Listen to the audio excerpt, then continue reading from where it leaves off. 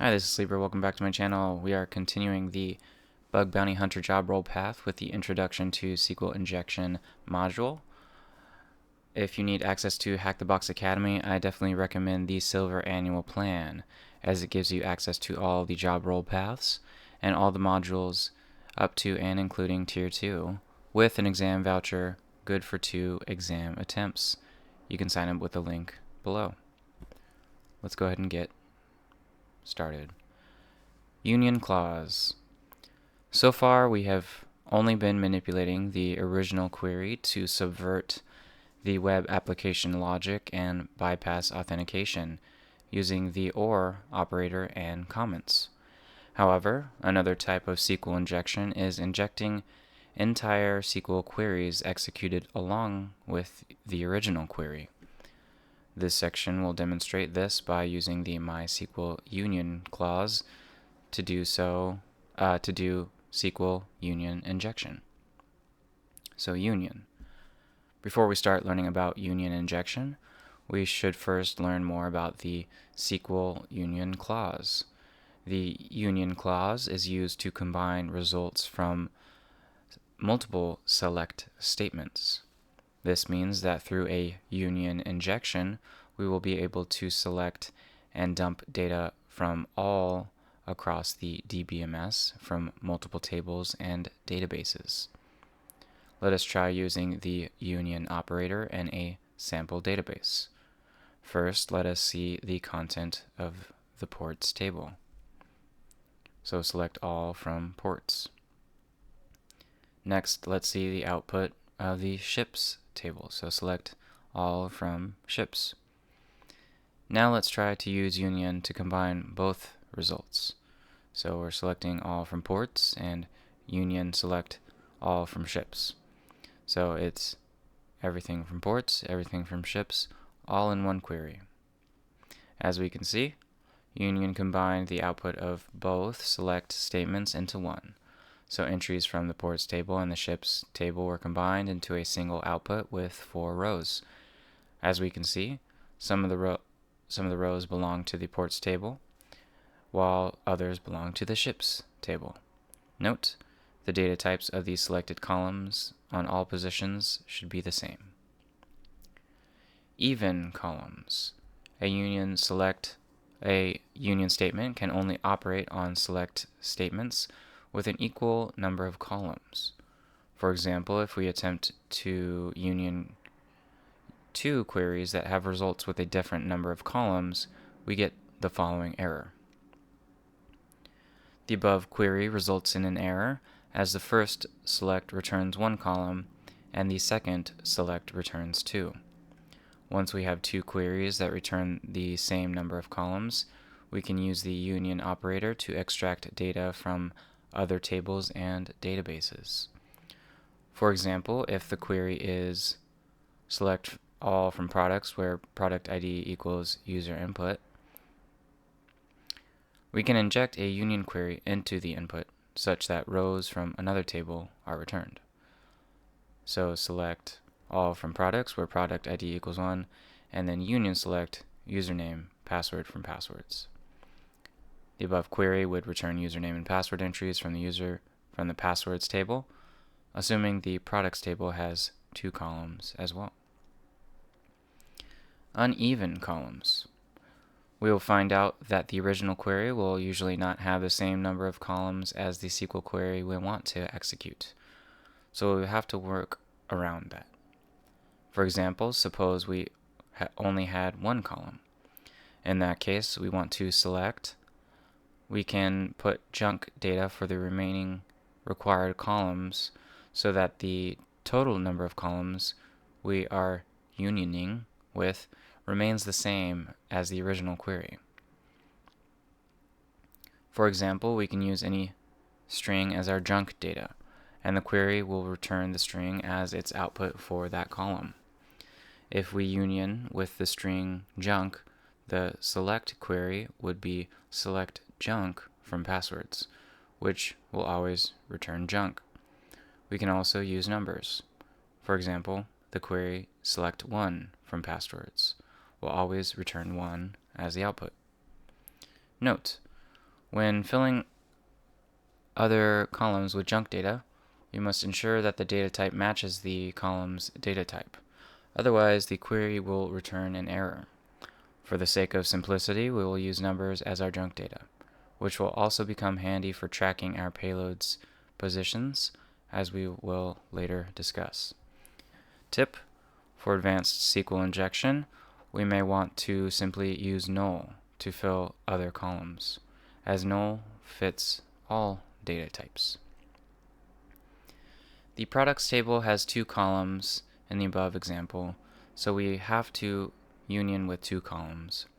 If we only wanted to get one column, for example username, we have to do username underscore 2, such that we have the same number of columns. So select all from products where product ID equals 1, union select username comma 2 from passwords. If we had more columns in the table of the original query, we have to add more numbers to create the remaining required columns. For example, if the original query used select on a table with 4 columns, our union injection would be union select username 234 from passwords. This query would return the following. As we can see, our wanted output of the union select username from passwords query is found at the first column of the second row, while the numbers filled the remaining columns. So we'll spawn our target, connect to the MySQL server with the MySQL tool, and find the number of records returned when doing a union of all records in the employees table and all records in the departments table. So I got to go ahead and spin my pwn box up real quick.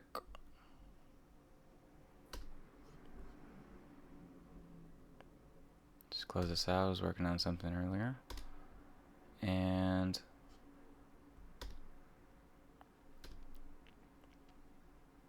MySQL. So MySQL -u root -p password. Was it root? Yes.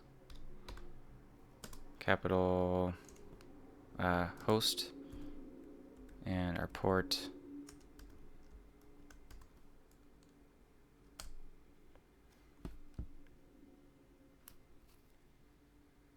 I forgot the dash. There we go. So show databases. Okay. So it's saying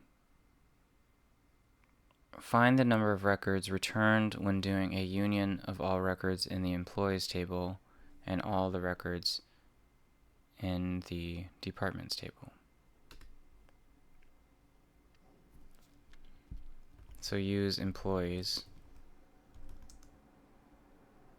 and then show tables. Oops. Show tables.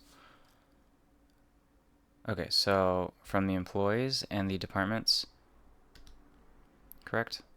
Okay. So select all from employees, union select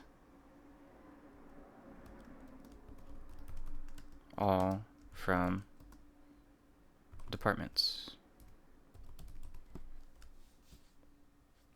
There's an error. They have different columns, number of columns. So let's determine the number of columns in employees. 1, 2, 3, 4, 5, 6. And let's try again.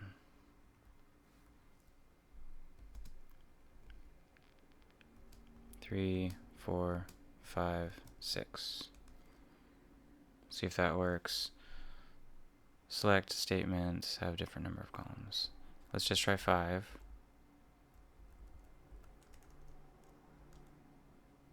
Okay. So the first column didn't count really. And we're looking for the number of rows, so 663. We're going to try that.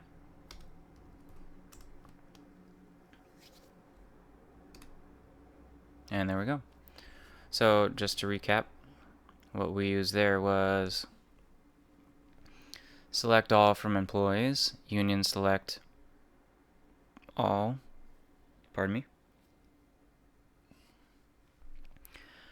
And we had to have some extra information because there's only one column in the departments table. And carrying on. Union injection. Now that we know how the union clause works and how to use it, let us learn how to utilize it in our SQL injections. Let us take the following example. We see a potential SQL injection in the search parameters. We apply the SQL injection discovery steps by injecting a single quote, and we do get an error. Since we caused an error, this may mean that the page is vulnerable to SQL injection. This scenario is ideal for exploitation through union-based injection, as we can see our query's results. Detect number of columns. Before going ahead and exploiting union-based queries, we need to find the number of columns selected by the server. There are two methods of detecting the number of columns, using order by or using union. Using order by. The first way of detecting the number of columns is through the order by function, which we discussed earlier. We have to inject a query that sorts the results by a column we specified, for example, column 1, column 2, and so on, until we get an error saying the column specified does not exist. For example, we can start with order by 1, sort by the first column, and succeed, as the table must have at least one column. Then we will do order by 2 and then order by 3 until we reach a number that returns an error, or the page does not show any output, which means that this column number does not exist. The final successful column we successfully sorted by gives us the total number of columns. If we failed at order by 4, this means the table has 3 columns, which is the number of columns we were able to sort by successfully. Let us go back to our previous example and attempt the same with the following payload. So order by 1, comments, space, dash. Remember, we're adding an extra dash at the end to show you that there is a space after it. As we see, we get a normal result. So let's try to sort by the second column with the following payload, order by 2. We still get the results. We notice that they're sorted differently as expected. And we do the same for column 3 and 4 and get back the results. However, when we try to order by 5, we get an error. This means this table has exactly 4 columns. Using union. The other method is to attempt a union injection with a different number of columns until we successfully get the results back. The first method always returns the results until we hit an error, while this method always gives an error until we get a success. We can start by injecting a 3-column union query. So union select 1, 2, and 3. We get an error saying that the number of columns don't match. So let's try 4 columns and see the response. This time we successfully get the results, meaning once again that the table has 4 columns. We can use either method to determine the number of columns. Once we know the number of columns, we know how to form our payload, and we can proceed to the next step. Location of injection. While a query may return multiple columns, the web application may only display some of them. So if we inject our query in a column that is not printed on the page, we will not get its output. This is why we need to determine which columns are printed to the page to determine where to place our injection. In the previous example, while the injected query returned 1, 2, 3, and 4, we saw only 2, 3, and 4 displayed back to us on the page as the output data. It is very common that not every column will be displayed back to the user. For example, the ID field is often used to link different tables together, but the user doesn't need to see it. This tells us that columns 2, 3, and 4 are printed to place our injection in any of them. We cannot place our injection at the beginning, or its output will not be printed. This is the benefit of using numbers as our junk data, as it makes it easy to track which columns are printed, so we know at which column to place our query. To test that, we can get actual data from the database rather than just numbers. We can use the @version SQL query as a test and place it in the second column instead of the number 2. As we can see, we get the database version displayed. Now we know how to form our union SQL injection payloads to successfully get the output of our query printed on the page. In the next section, we will discuss how to enumerate the database and get data from other tables and databases. So we'll get our target going, and our question says use a union injection to get the result of user. So let's try this out. Let's see if this is the same IP address. No. So let's just set this up, clear this out, and good to go.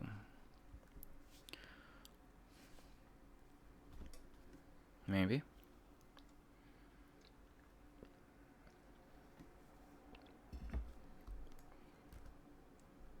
Try it again.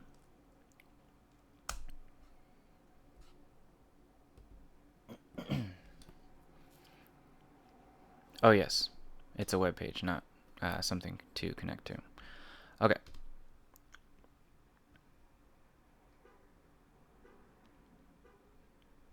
Loading.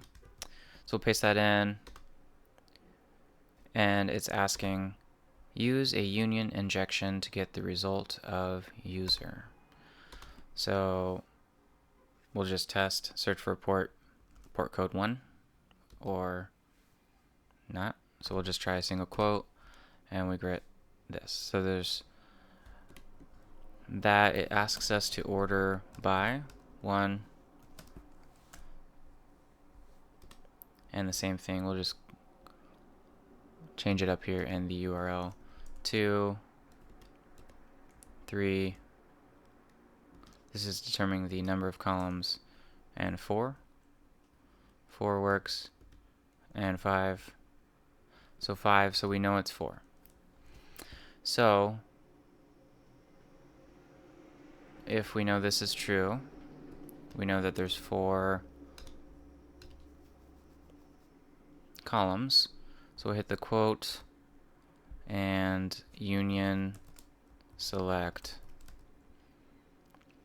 We can just say null or a number there like it asks for. We want the user, and we want we'll do 3 and 4 there and see if this works.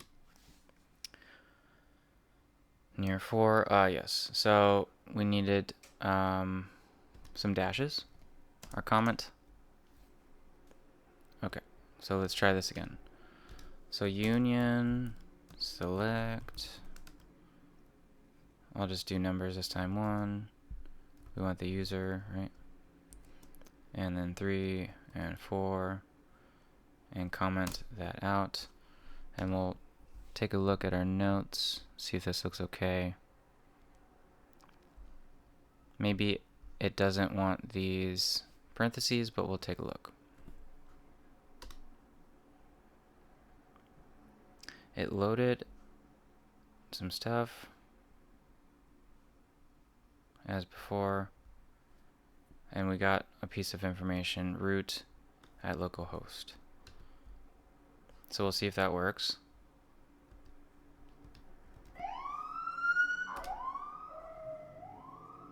Don't mind the siren.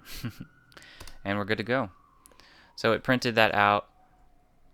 To recap, what we had was our union select. We had to fill in the first column with that. We're asking for the user in our second column and just having a placeholder for the third and fourth. And we commented out with a space and the comment. We hit search, and at the bottom of our list, we got the user from the database.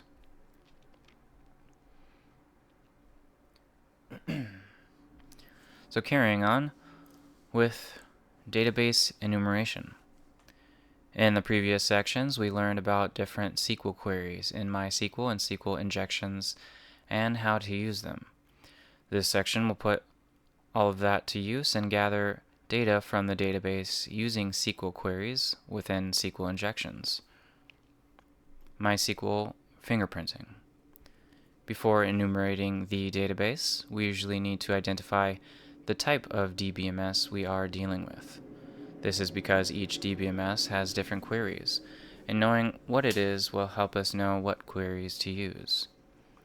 As an initial guess, if the web server we see in HTTP responses is Apache or Nginx, it is a good guess that the web server is running on Linux, so the DBMS is likely to be MySQL. The same also applies to Microsoft DBMS if the web server is IIS, so it is likely to be MS SQL. However, this is a far-fetched guess, so many other databases can be used on either operating system or web server. So there are different queries we can test to fingerprint the type of database we are dealing with. As we cover MySQL in this module, let us fingerprint MySQL databases. The following queries and their output will tell us that we are dealing with MySQL. So select at version, when to use, when we have full query output, expected output is the version. So for example, 10.3.22, Maria DB 1 Ubuntu 1. Wrong output, and MS SQL, it returns MS SQL version. Error with other DBMS. Select PAL 1.1, when to use, when we only have numeric output, expected output 1. Error with other DBMS. And select sleep 5, when to use blind or there's no output, expected use, delays page response for 5 seconds and returns 0. Wrong output will not delay response with other DBMS. So as we saw in the example from the previous section, when we tried at version, it gave us the following. The output there means that we are dealing with a Maria DBMS similar to MySQL. Since we have direct query output, we will not have to test the other payloads. Instead, we can test them and see what we get. Information schema database. To pull data from tables using union select, we need to properly form our select queries. To do so, we need the following information: list of databases, list of tables within each database, list of columns within each table. With the above information, we can form our select statement to dump data from any column in any table within any database inside the DBMS. This is where we can utilize the information schema database. The information schema database contains metadata about the databases and tables present on the server. This database plays a crucial role while exploiting SQL injection vulnerabilities. As this is a different database, we cannot call its tables directly with a select statement. If we only specify a table's name for a select statement, it will look for tables within the same database. So to reference a table present in another database, we can use the dot operator.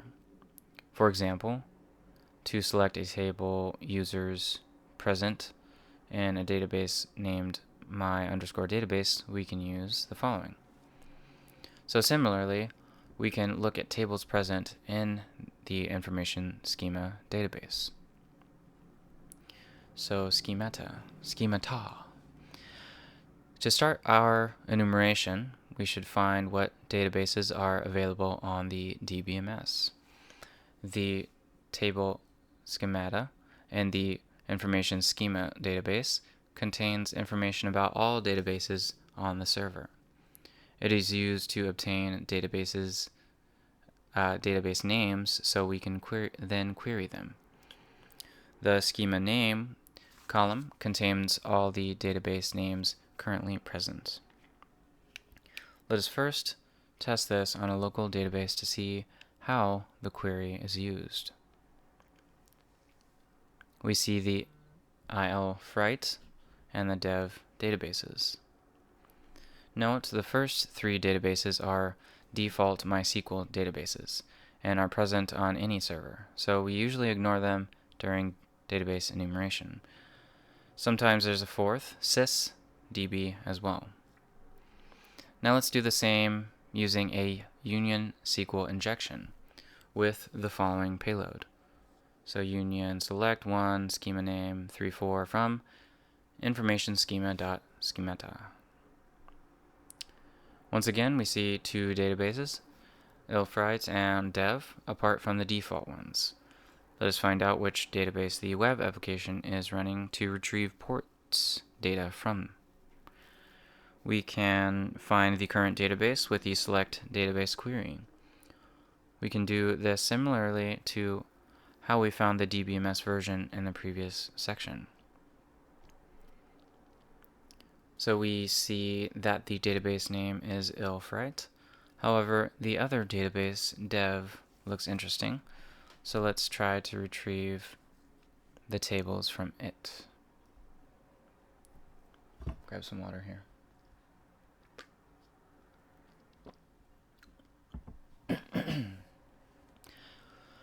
Tables. Before we dump data from the dev database, we need to get a list of the tables to query them with a select statement. To find all tables within a database, we can use the tables table and the information schema database. The tables table contains information about all tables throughout the database. This table contains multiple columns, but we are interested in the tables schema and the table names column. The table name column stores table names, while the table schema column points to the database each table belongs to. This can be done similarly to how we found the database names. For example, we can use the following payload to find the tables within the dev database. So union select one, table name, table schema 4 from the information schema.tables where table schema equals dev. So note how we replaced the 2 and the 3 with table name and table schema to get the output of both columns in the same query. Note, we added a where table schema equals dev condition to only return tables from the dev database. Otherwise, we would get all tables in all databases, which could be many. We can see 4 tables in the dev database, namely credentials, framework, pages, and posts. For example, the credentials table could contain sensitive information to look into. Columns. To dump data of the credentials table, we first need to find the column names in the table, which can be found in the columns table in the information schema database. The columns table contains information about all columns present in all databases. This helps us find the column names to query a table for. The column name, and table schema columns can be used to achieve this. As we did before, let us try this payload to find the column names in the credentials table. So union select one, column name, table schema from information schema.columns, where the table name is dev. Table name equals credentials. The table has two columns named username and password. We can use this information and dump data from the table. So data. Now that we have all the information, we can form our union query to dump data of the username and password columns from the credentials table and the dev database. We can place username and password in place of columns 2 and 3. Remember, don't forget to use the dot operator to refer to the credentials and the dev database, as we are running in the freight database as previously discussed. We were able to get all the entries in the credentials table, which contains sensitive information such as password hashes and an API key. So we'll grab this IP again. What is the password hash for new user stored in the users table in the freight database? So at first, we're going to load it up in the browser.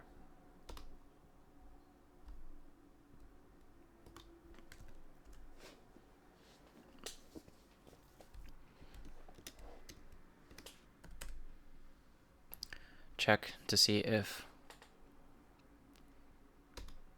SQL injection is present, and then we're going to go through this. So, what is the password hash for new user stored in the users table in the freight database? So, freight. So it's not the dev table, it's the freight, I believe. Let's just kind of recap this here. So it's asking not this one, but from this one.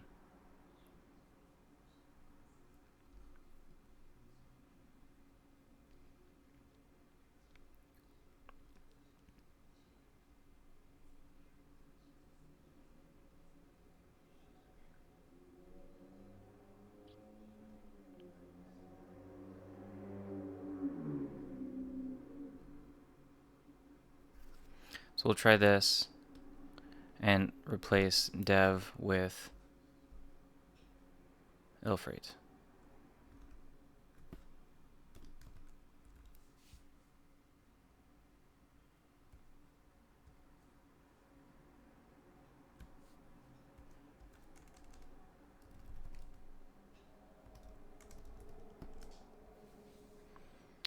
So saying table ilfreight.credentials.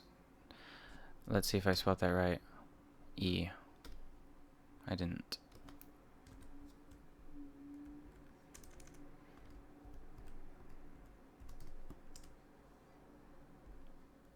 ilfreight.credentials doesn't exist. So we have to retrace our steps here and most likely start from the beginning.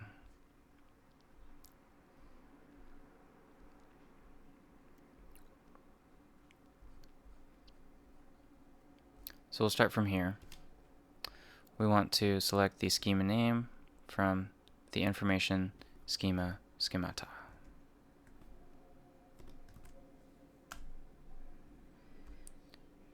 And we get, as intended, our ilfreight and dev. Next, from there, we want to select the database. Once again, we see that there's two databases. We can find the current database with the select database. So let's see which database we're in.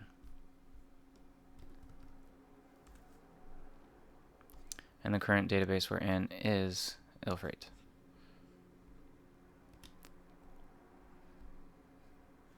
So instead of following the dev path,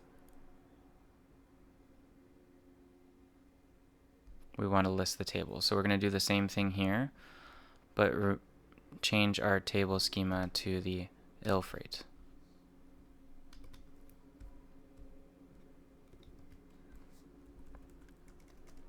So ILFRate. Okay. And our tables here are ports, users, and products. So it's different in this one. It's users this time instead of, I think it said credentials. Yeah.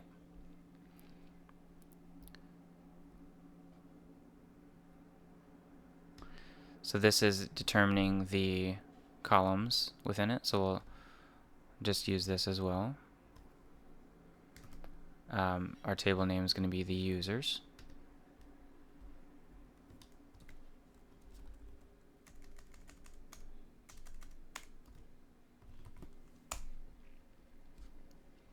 So these are our columns. We have ID, username, and password. And maybe this user. These might be something different. So ID, username, password. And now this is where we messed up. Trying to jump to here, not retracing our steps. So we're going to go username and password from ilfrate.users.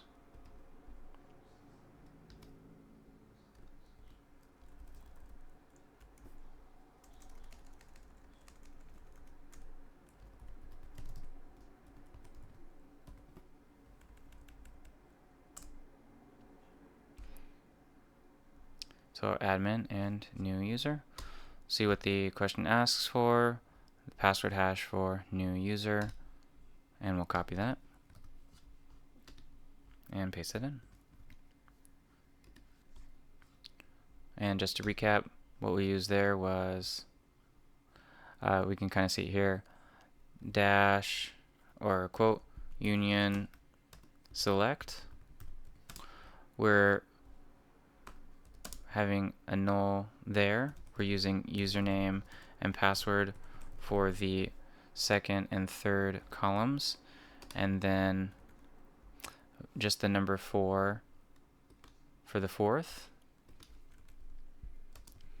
from ilfrate.users, commenting it out. And there we go. So we got it one more time there. And carrying on. So next we are reading files. In addition to gathering data from various tables and databases within the DBMS, a SQL injection can also be leveraged to perform many other operations, such as reading and writing files on the server, and even gaining remote code execution on the backend server. Privileges. Reading data is much more common than writing data, which is strictly reserved for privileged users in modern DBMSs, as it can lead to system exploitation, as we will see. For example, in MySQL, the DB user must have the file privilege to load a file's content into a table and then dump data from that table and read files. So let us start by gathering data about our user privileges within the database to decide whether we will read and or write files to the backend server. DB user. First, we have to determine which user we are within the database. While we do not necessarily need database administrator, DBA, privileges to read data, this is becoming more required in modern DBMSs as only DBA are given such privileges. The same applies to other common databases. If we do have DBA privileges, then it is much more probable that we have file read privileges. If we do not, then we have to check our privileges to see what we can do. To be able to find our current DB user, we can use any of the following queries. So select user, select current user, select user from MySQL.user. Let me grab some water here.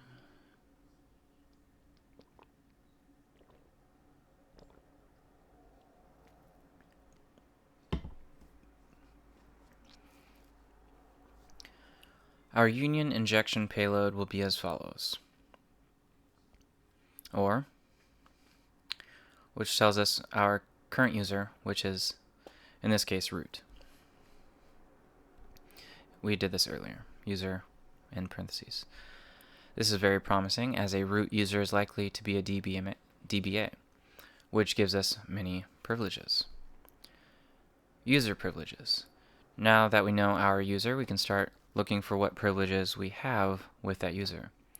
First of all, we can test if we have super admin privileges with the following query. Select super_priv from MySQL.user. Once again, we can use the following payload with the above query.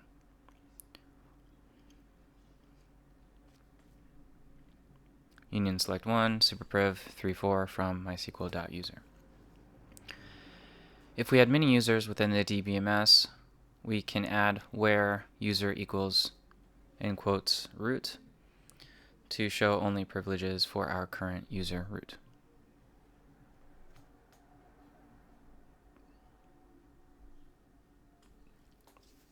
The query returns y, which means yes, indicating super user privileges. We can also dump other privileges we have directly from the schema with the following query. Once again, we can add where user equals root to show only our current user root privileges.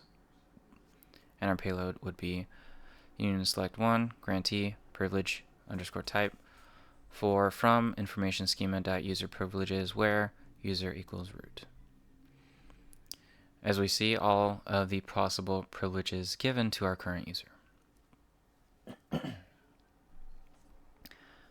We see that the file privilege is listed for our user, enabling us to read files and potentially even write files. Thus, we can proceed with attempting to read files. Load file.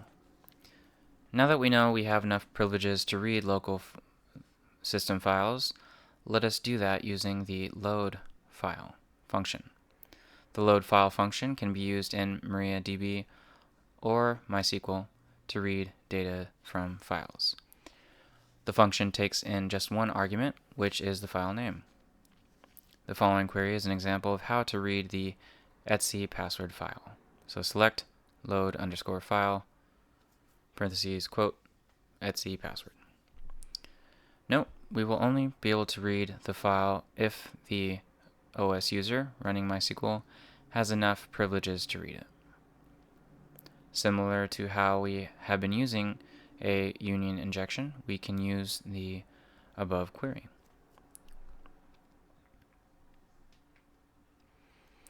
We were able to successfully read the contents of the password file through the SQL injection. Unfortunately, this can be potentially used to leak the application source code as well. Another example, we know that the current page is search.php. The default Apache web root is /var /www/html. Let us try reading the source code of the file there, var www.html search.php. So our union select SQL injection.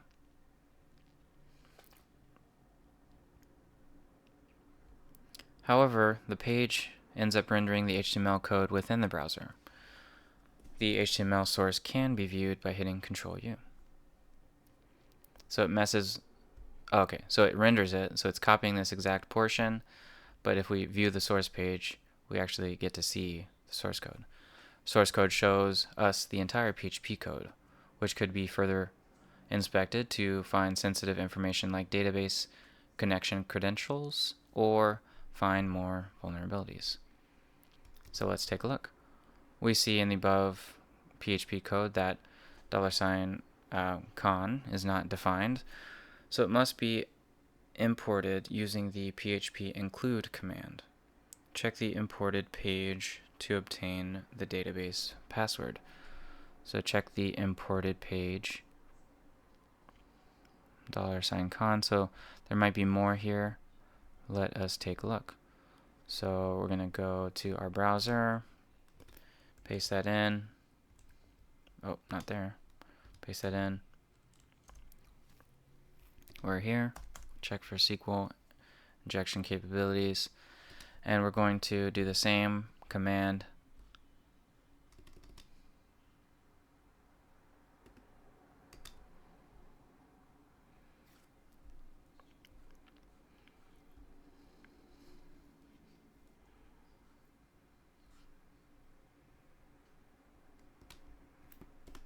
We'll try that.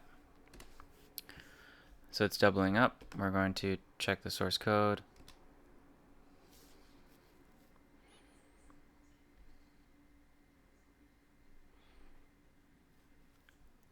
Okay, so there's also, hold on, config.php. That sounds appealing. Where is our search? Oh, there's our con. Okay, so get port code. Select all from ports where code is like get port code. So that is the PHP code. Check the imported page to obtain. So what is the imported page?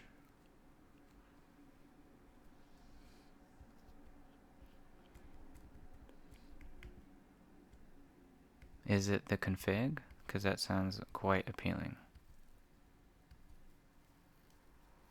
Include config.php. It's saying include, so let's try the same thing. We're going to search for config instead. So we'll go back, and instead of search, we'll just do config. And here we go. Database password. So DB password is flag. Copy that and paste that in. Oh, didn't like that. Try it again. Maybe we'll view the source page, copy it from here. Okay. Paste. And carrying on.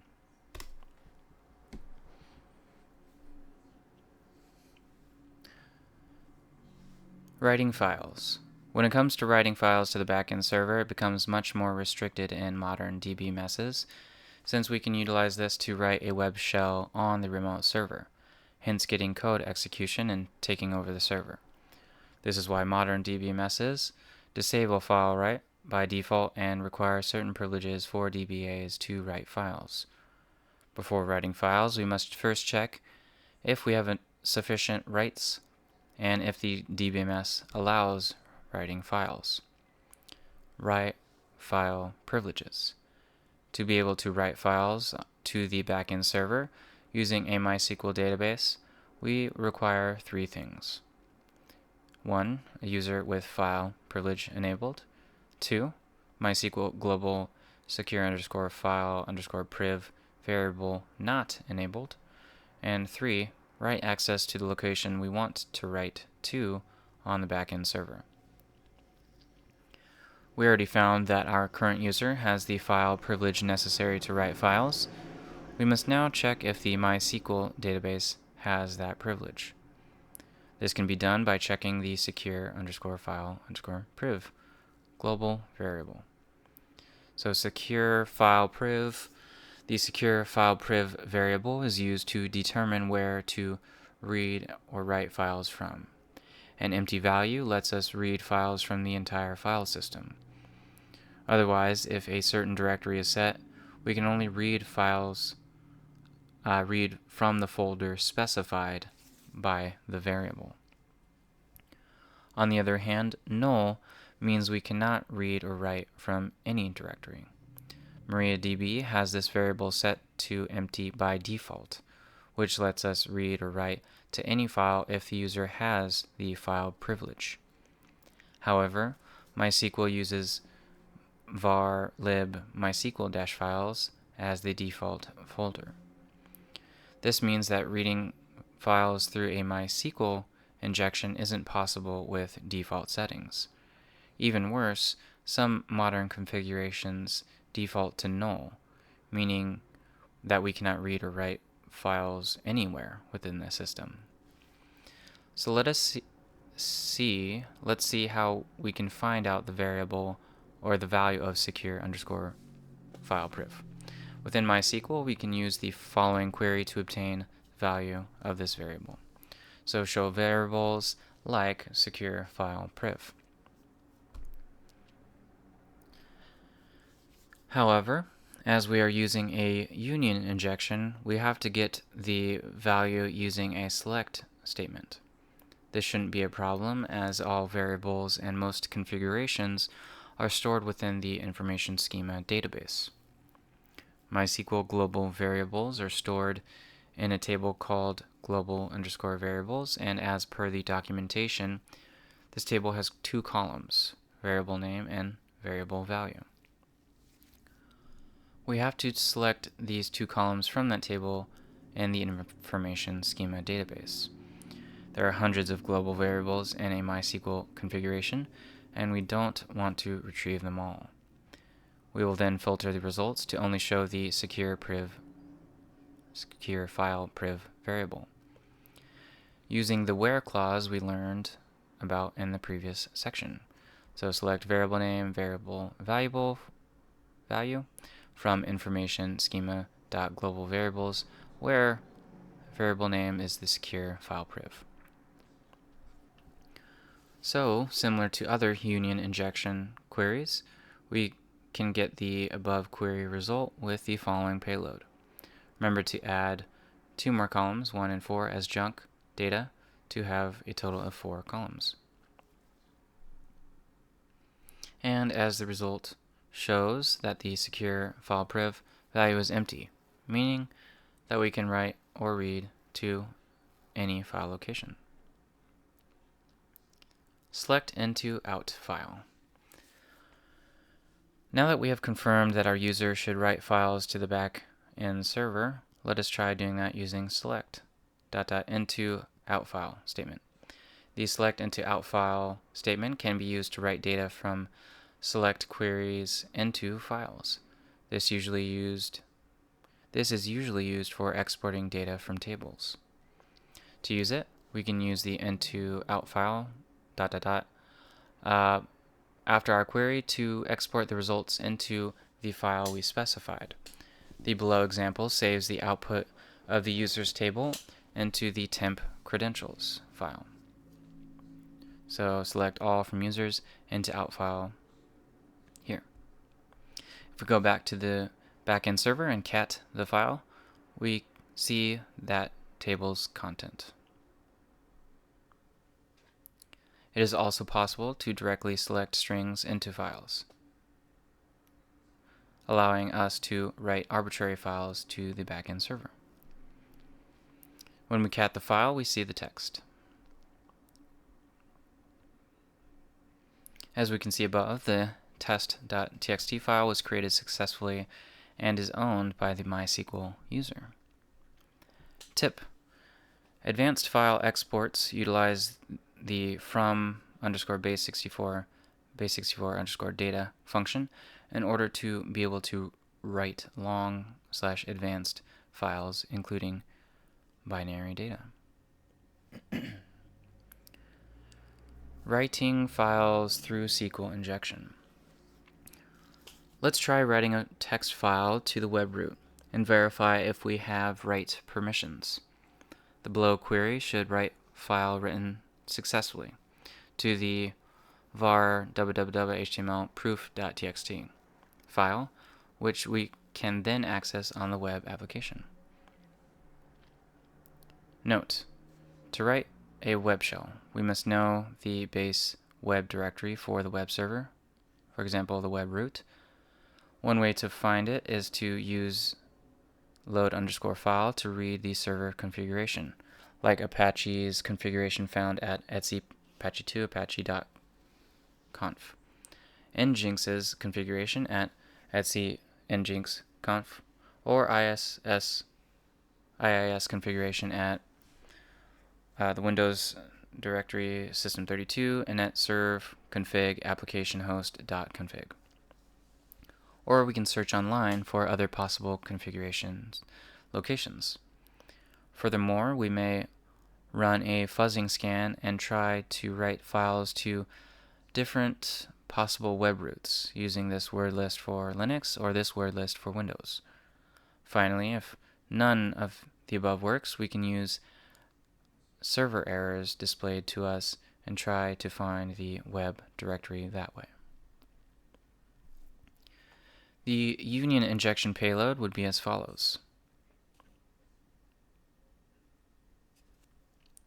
So union select 1, file written successfully, 3.4 into out file, proof.txt. So we don't see any errors on the page, which indicates that the query succeeded. Checking for the proof.txt in the web root, we see that it does indeed exist. We see that the string dumped along with 1, 3 before it and 4 after it, or 1 before it and 3 and 4 after it. This is because the entire union query result was written to the file. To make the output cleaner, we can use quotes instead of numbers. So empty spaces. Writing a web shell. Having confirmed write permissions, we can go ahead and write a PHP web shell to the web root folder. We can write the following PHP web shell to be able to execute commands directly on the backend server. So PHP system request O. We can reuse our previous union injection payload and change the string above and the file name to shell.php.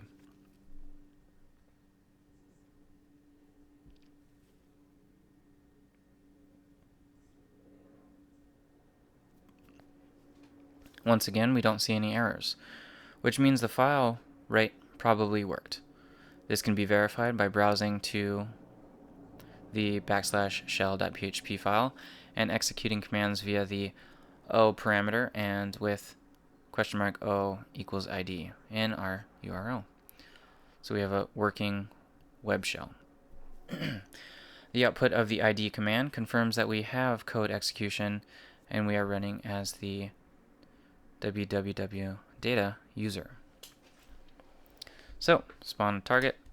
So find the flag by using a web shell. So we're going to go through everything here to write a shell. So we'll just start with the shell itself and load that into our browser. Paste that in. So check if SQL injection is possible. And then let's check, let's see, writing privileges. So let's check the writing privileges first. Okay, so we want to copy this and see if it's possible. And like it said, if it's blank, it's most likely possible. So we'll copy our shell code and this is the wrong tab. Okay, this is the right tab, and paste that in,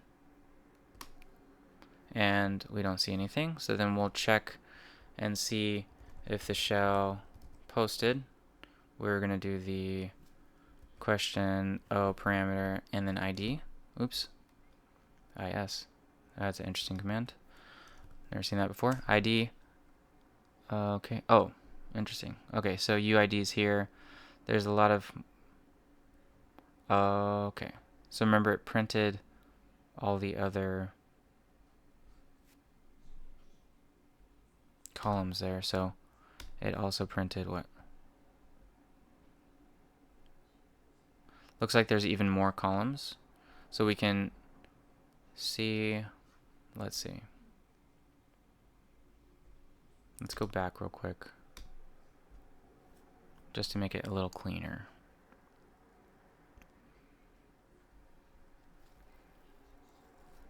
One, two, three, four, five, maybe.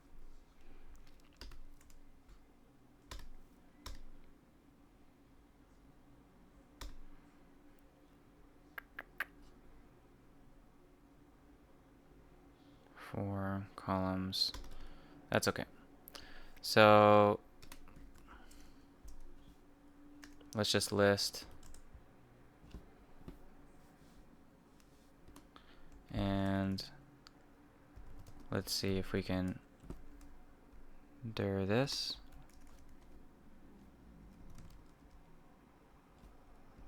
Or list home.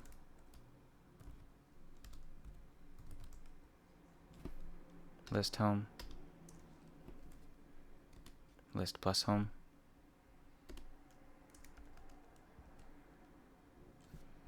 Okay. So in our current directory, we have the following: config, index, search, PHP. Can we do a list law? Okay, we do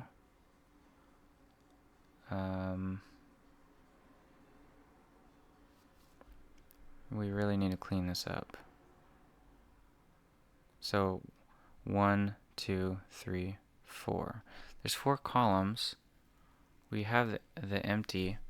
So let's clean it up by doing this. We're gonna run it again. Instead of having quotes, we'll just use a number. We'll paste that in. Was that what we used? No. Okay. We'll grab the command. So we're gonna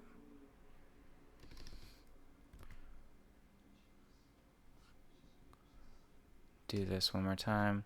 Let's just have numbers to make it a little cleaner. So 1,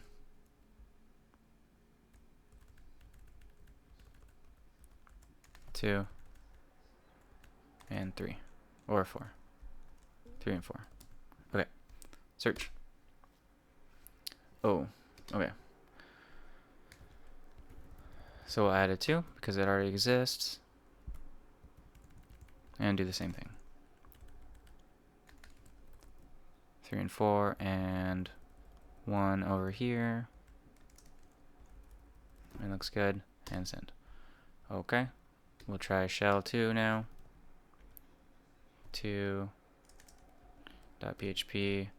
question equals ID. Okay, so it's a little cleaner now. A lot more clean. So can we list root? Can we list this? Okay, so we can list that. Let's try to list home. It says there's nothing in there. So it's saying, let's see if there's anything in temp. Users. So we have a shell, and now we're trying to look for the flag. Let's see if there's any hints here. Find the flag by using web shell. So we have the web shell. Let's look around. There's nothing in root. There's nothing in home. So let's check in the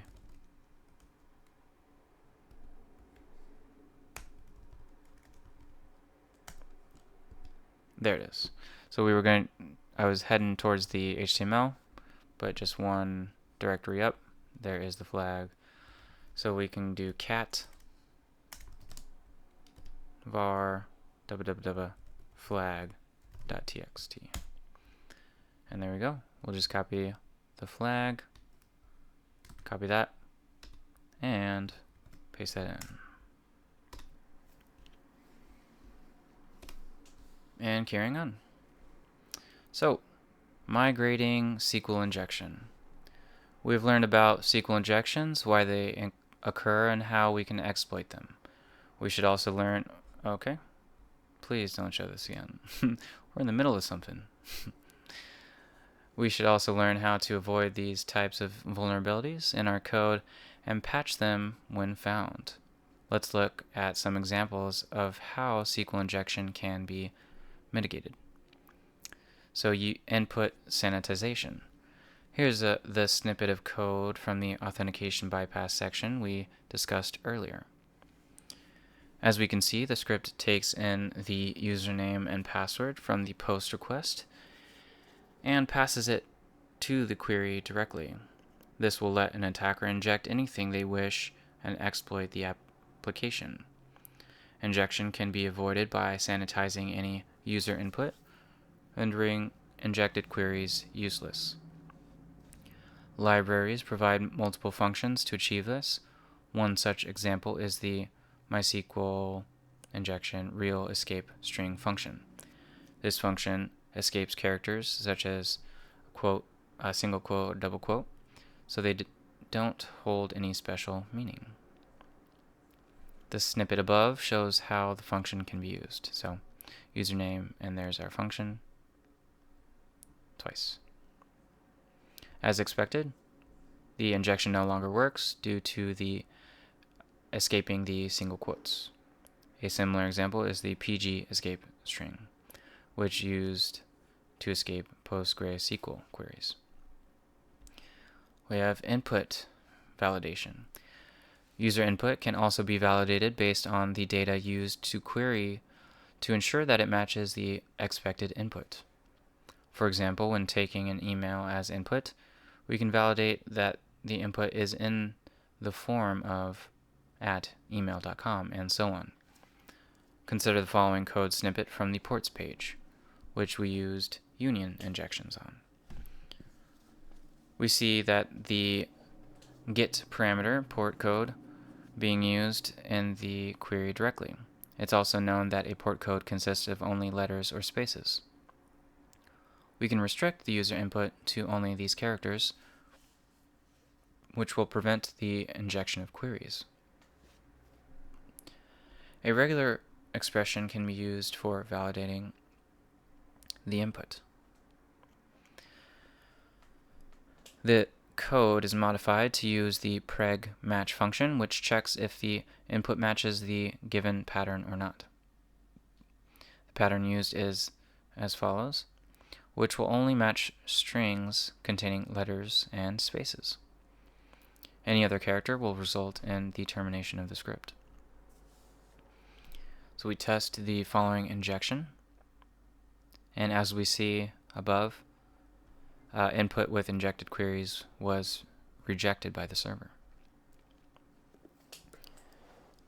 User privileges. As discussed initially, DBMS software allows the creation of users with fine-grained permissions. We should ensure that the user querying the database only has minimum permissions. Superusers and users with administrative privileges should never be used with web applications. These accounts have access to functions and features which could lead to server compromise. The command above adds a new MariaDB user named reader who is granted only select privileges on the ports table. We can verify the permissions for this user by logging in. So we're showing the table, we're trying, and we see that. We're able to take a look at the other tables, and we try to select all from the other table, ilfreight, and it doesn't work. The snippet above confirms that the reader user cannot query other tables in the ilfreight database. The user only has access to the ports table that is needed by the application. Web Application Firewall. Web Application Firewalls, or WAFs, are used to detect malicious input and reject any HTTP requests containing them. This helps in preventing SQL injection, even when the application logic is flawed. WAFs can be used open source, mod security, or premium Cloudflare. Most of them have default rules configured based on common web applications. For example, any request containing the string information schema would be rejected, as it's commonly used while exploiting SQL injection. Parameterized queries.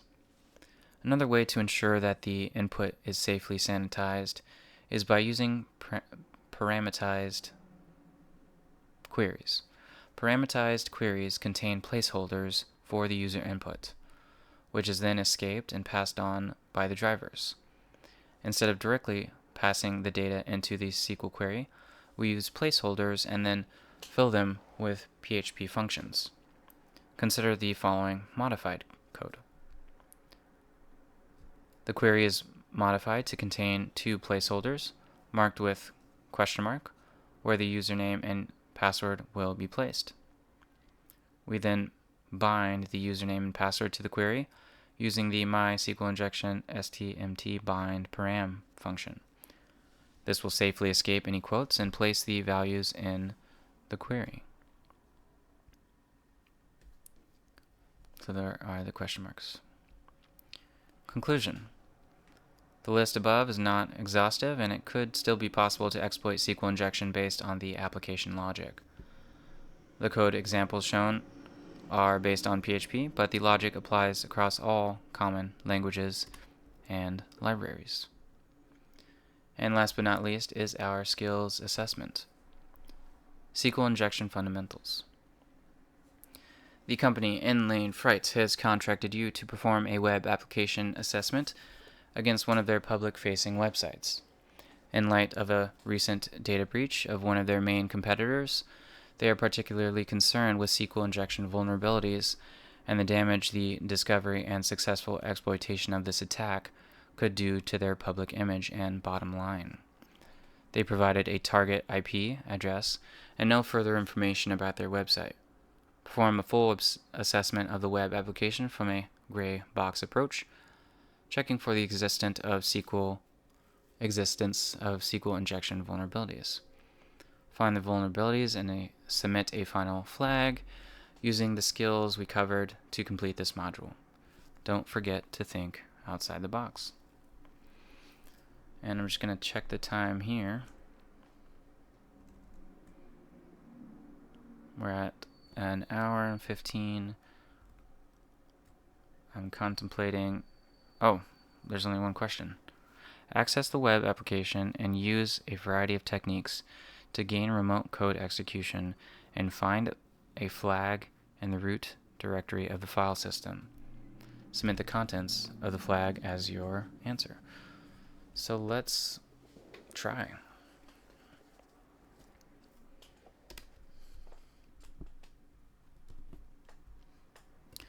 So we'll load this in our browser. There is a login panel. So let's try just a single quote and a single quote. See if anything's returned. Incorrect credentials, so let's just try admin and admin. No good. How about admin, quote, or 1 = 1. Comment that out and test like we previously tried. Okay, so that worked. Now we're on the inside. We have search bar and payroll information, name, month, amount, tax. So we'll see if it is vulnerable to SQL injection. And here it says you have an error in your SQL syntax. Check the manual that corresponds to your MariaDB server version for the right syntax near quote. So let's just refresh this page. Search. Let's see what happens when we go for Adam. Is this in all caps? Okay, so it's in all caps. That's interesting. Let me search for Adam, nothing pulls up, and James, nothing pulls up. So let's try some other things, like a union, like a union select. There are 4 columns, so select, I guess let's try the order by 1 first.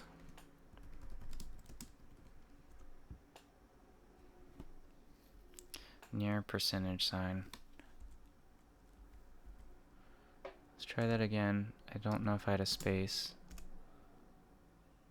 Okay, so order by 1, 1, 3, 3, 7.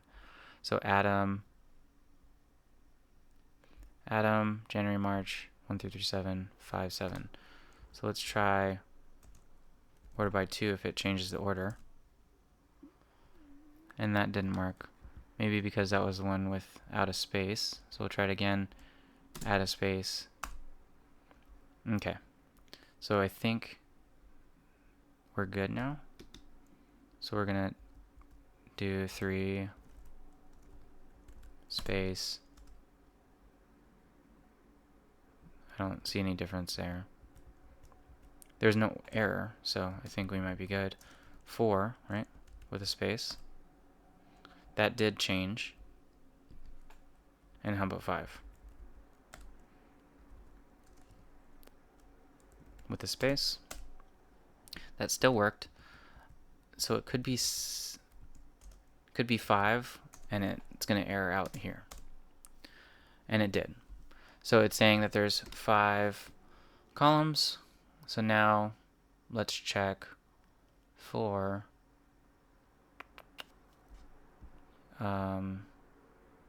let's just try to write a file. So let's use our cheat sheet, see if it's in here. A lot of stuff. Here's our shell, so let's try it. Union select, so we're going to have actually 5 space or placeholders, or 4, depending how you're looking at it. So we'll do 5, 4, and 3, and then 1 up front.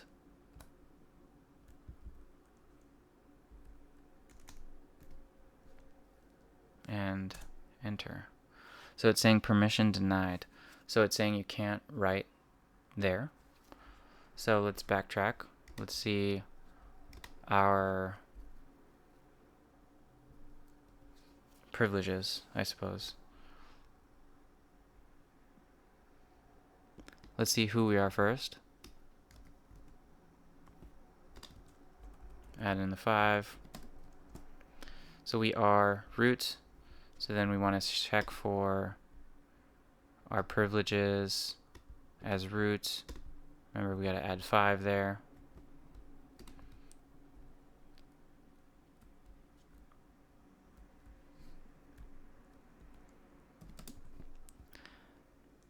Let's see if this works.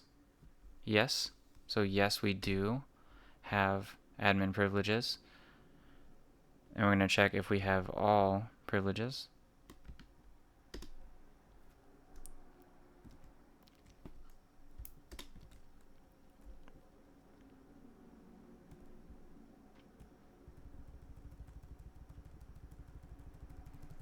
Add the 5 in here. Where is it? Union select. Oh, okay. Well, we'll just add it to the start then. Comma 2. Union where clause. What happened there? Where user equals root. Okay, so hold on. This one only has 1, 2, 3, 4. So we just need 1 extra 5. You have an error at root. Okay, so we'll try it again, where we have the space at the end. We'll try it one more time. From information, schema. It might be because it's a Maria database server and not a MySQL, but we will check. Okay. Unknown column user in where clause. Okay. So let's see. Let's see if this works.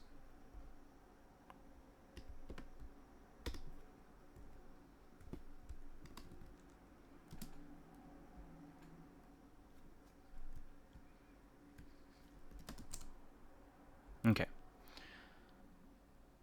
Near variable name, secure priv. Okay, so let us check something here. File injection, read a local file. So let's see if we can read a local file. We might have to just write to a different folder like temp. So that works. So we're able to read. So how about maybe if we can just read what it's asking. So find a flag in the root directory. So let's see if we can just read the flag, root flag.txt.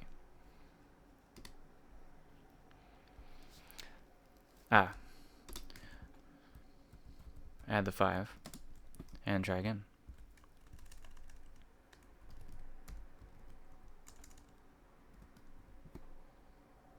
.txt.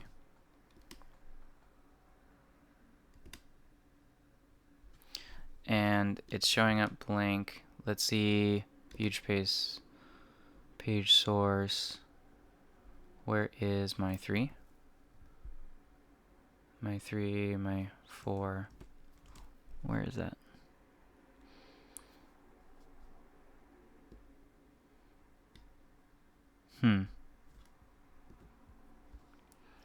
So maybe we can't read it. Let's try it one more time. Let's see if we can just read the root folder.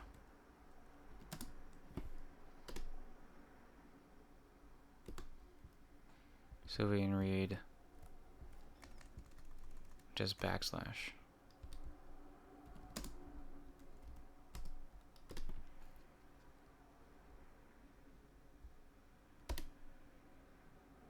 Nothing.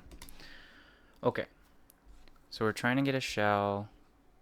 Let's see where we're at. Write a string to a local file. So let's try this.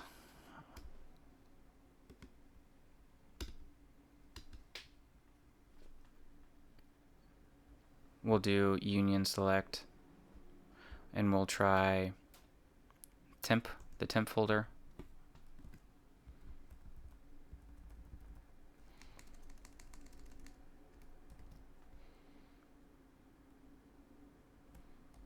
Union select. Do I need the additional? So, okay, so we'll do it again.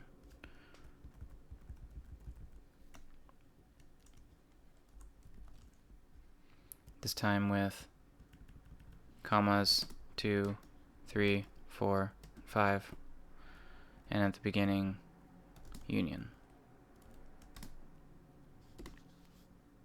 Cannot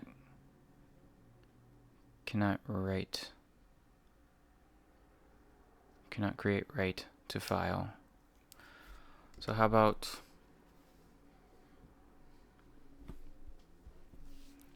we take a look and we jump back to writing file section. We need to find where we're able to write. So we try this one. showed it blank, we're able to write to it. We tried select into out file, writing files through SQL injection. So we tried, you know what, let's see if our cheat sheet had that. Otherwise, let's just copy this and add 5 to this.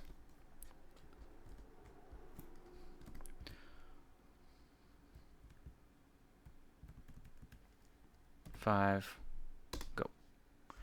So permission denied. We can't write to that folder. So let's see if we can write to the one above it.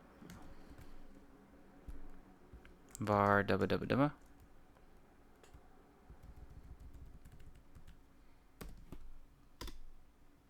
Permission divide.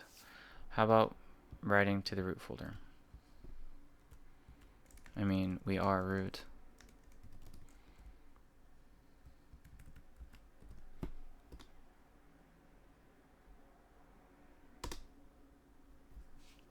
No such file or directory. So let's do this. Can we read?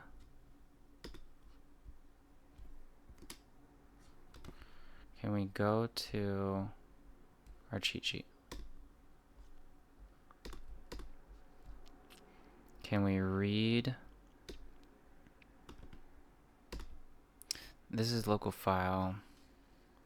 Which directories can be accessed through MySQL?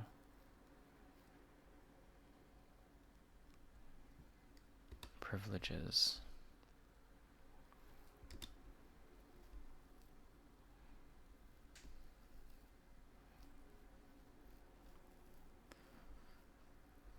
Privileges.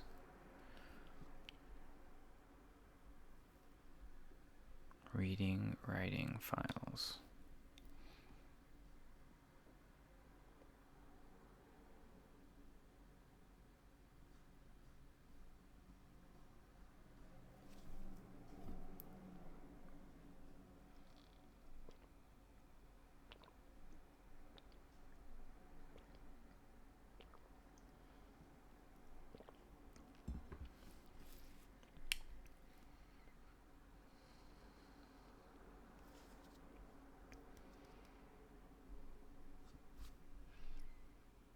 Okay. So let's try this. This was the old search. This is the new search.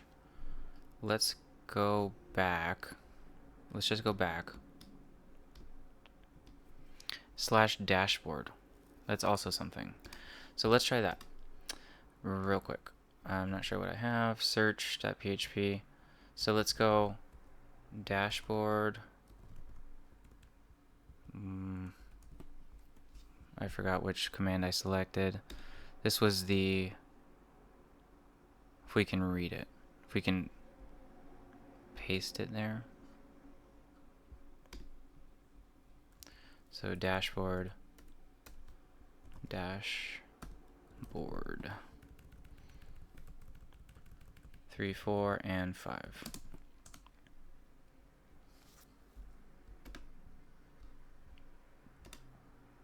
So we're doing the same thing as before, where we're reading the source code of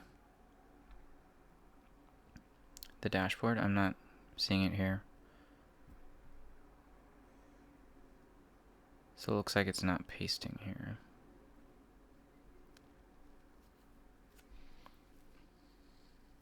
So what I'm going to try to do is this. I'm going to try to create the shell as that file. So I'm going to go to my cheat sheet. I'm going to paste that or copy this line of code. Copy. And back. I'm going to paste this here, and I'm going to go dashboard slash clear out shell dashboard to see if I can replace it with what's already there. Into out file, and we need some spaces. We need one more additional space. So this is 4, this is 3, we need 5, and I'm just going to put 1. And copy this just in case and hit enter. So it's saying we can't create or write file to this. It's saying no file or directory. Well, maybe we just need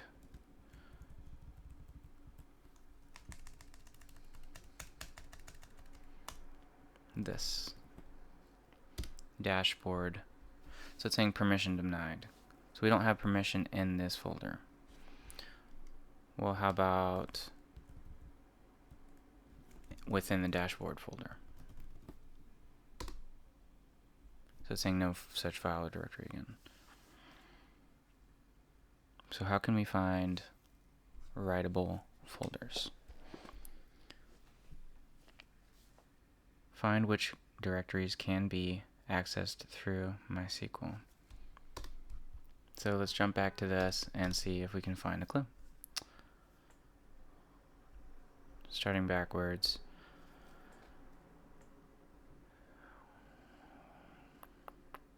We don't have access there. Checking for the file that it does indeed exist.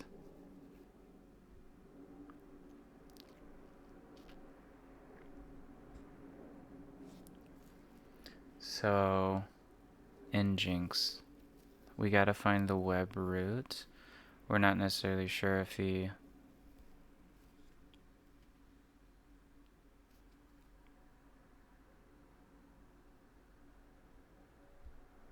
where the web root is, because it's saying it's Maria database. So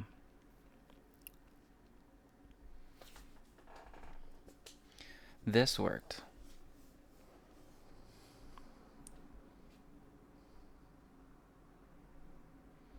This returned a blank. Let's try it one more time.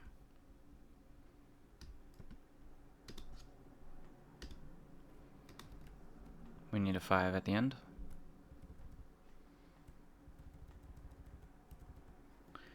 Were these blanks? I forget. Where? We need to go before where. 5. So it's blank.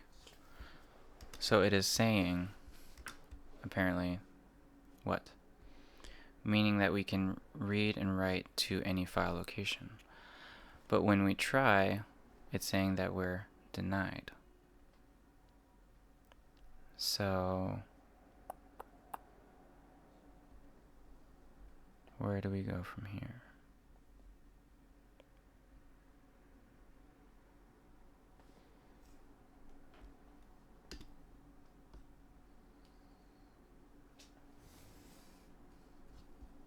See if this works. This shows us all of our privileges again.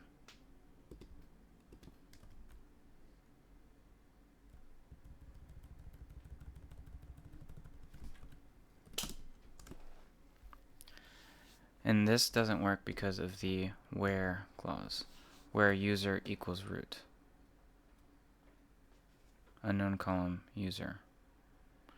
So then we have to back it up and say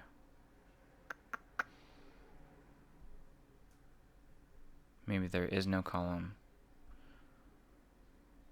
user.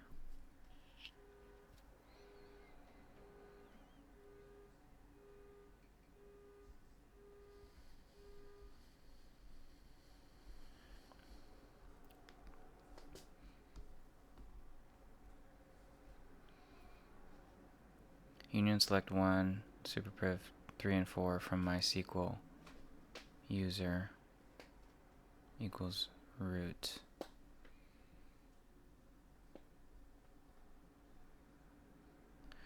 So we'll try this again and see if we can just load the flag.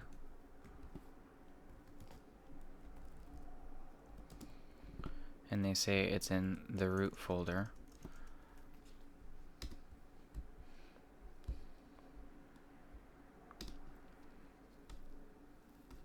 And the root directory of the file system. So is it saying it's within just the root directory or actually root?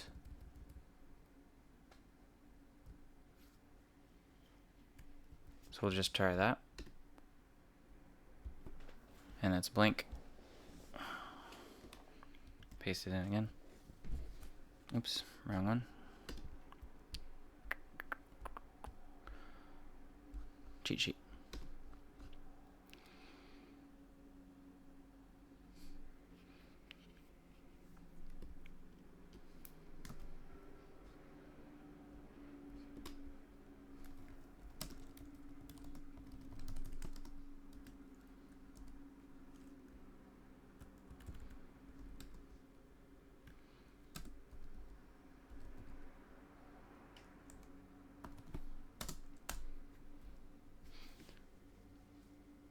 Select one. I said union select, right?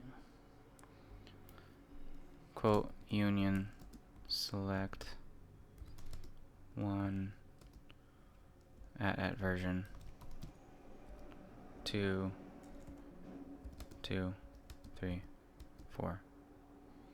Comment it out. Okay, Maria database. So this is different. It's not a MySQL database. So we need to see information schemata Maria database. So information schema tables,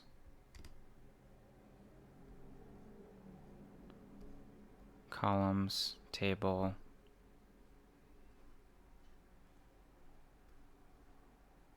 schemata. I mean, it should be fairly the same, right? Information underscore schemata. So I'll just grab it all and see if that works. Union select dash dash select all. So let's see if this works. 1, 3, 4, 5. No. So let's jump back. Dump data. We're not trying to dump data. We're trying to read. Try this one once more. If we can just dump the flag. If we can just read. Load file. Just flag.txt. 5. Copy that. And then try root. /root/ That's what we tried previously, but we can't read it for some reason. And it won't load, which is interesting. Index.partial.html. Let's use the hint. Try to read files you know to find a location you can write to. Try to read files you know to find a location you can write to. Okay. So try to read files you know. So what files do we know? What we do know is this. We know the dashboard. So let's try to read the dashboard. And let's see if it's readable. So var HTML. Let's see if it's dashboard/dashboard.php. That's what we tried, or at least tried to do earlier. okay, this is good. This is very good. View the page source. And this time we're able to see this. So it says include config.php. So we can try that now. So that's readable. So that might have been what we needed all along.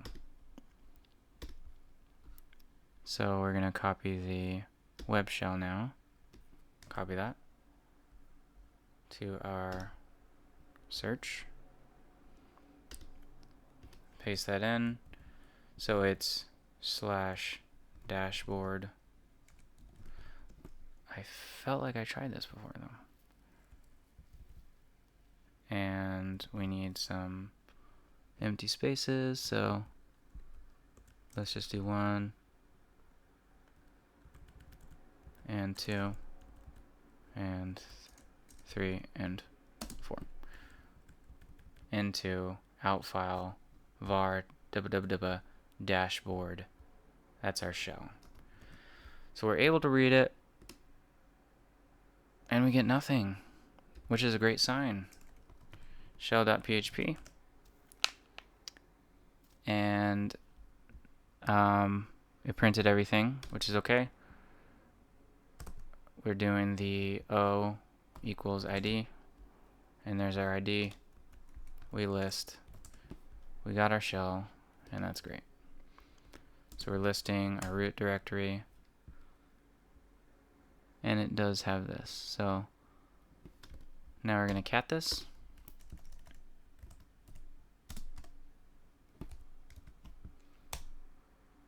And there's our flag. So just to recap, once we paste this in, what we needed was to find a readable and writable directory. We started there. We found that this was readable, etc password, and we tried the dashboard.php earlier, but that didn't work. So we used the hint. It said try it again. We ran, what did we run? We ran this to first check if we could read the dashboard. So we'll do it one more time. And it expired. Okay, so what we did was this. We wanted to read not etc password, but the root folder of the web dashboard, and we wanted to see if dashboard.php was readable. And so there's something there I did wrong again. So 5 union select 1 load file. We're trying to load it. var HTML dashboard/dashboard.php, and we got 345. And we're trying it. This time it loads, so we know that it's readable. Now we grab our code for the shell. We write it to that same directory.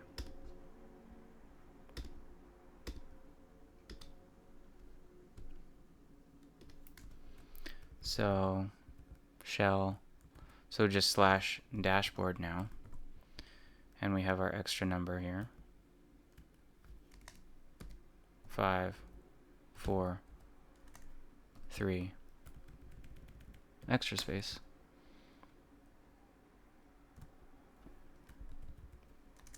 One, it already has the shell. We saw that earlier, so we need 2. We return nothing, so that means it was successful. We visit 2, shell2.php with our parameter 0 equals list, and we see that we have a browser shell. So we're listing the root directory, we find our flag, we're able to copy that, cat it.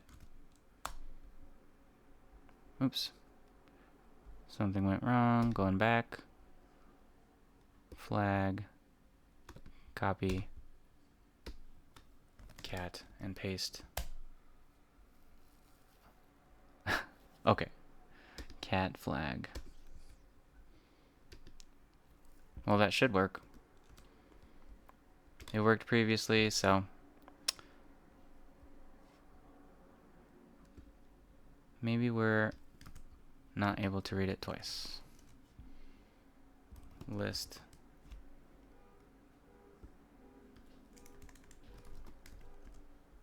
Anywho, we got it before, got it the first time. That's our flag. We hit submit already. Oh, it won't let me click on it. Let's see. I think I already hit submit. So we hit finish. And there we go. We have finished the SQL injection fundamentals. Thank you for bearing with me with that.